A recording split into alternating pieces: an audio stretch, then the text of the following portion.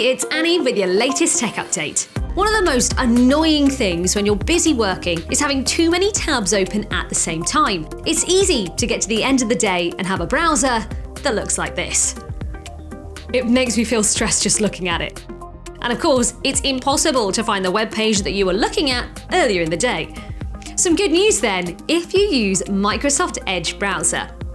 A year ago, they announced a feature called Workspaces, which has just been spotted in a test version. Workspaces lets you group together tabs. You can color code and categorize the groups and open or shut them all with one click. Maybe you keep work and personal tabs separate, or create groups for different projects. There's no release date for this feature yet. If you can't wait, Google Chrome has a similar feature called Tab Groups. If you need help finding the right productivity tool for your business, get in touch. That's your tech update. More next week.